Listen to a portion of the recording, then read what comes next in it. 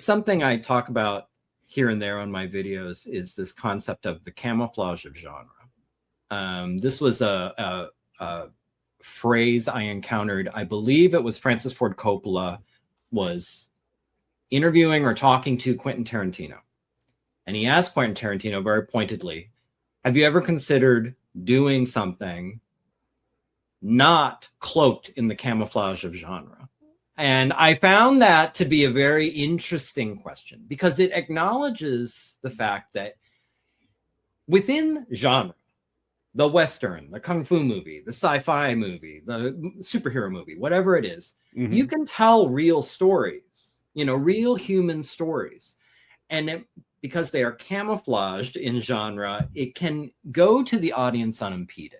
Where if in fact you wanted to talk about this in a very straightforward, real, unadulterated way, the audience may say I don't want to hear about this, or I don't want to talk about this, or this is contrary to my religious or political or personal feelings, or whatever. They'll shut it down. But if you can, put the wolf in sheep's clothing and send it in there, maybe it can slip through the lines and people can get a story.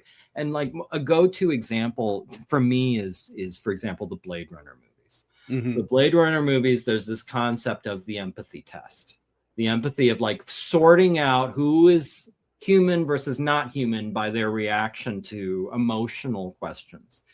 And in a way, if you're watching these movies and you're feeling sympathetic to the replicants, you're passing the empathy test, and it's calling into question, what is a human or not, I could present you with two things. I could say you can watch Blade Runner, or you can watch a 2-hour lecture on what makes a human a human.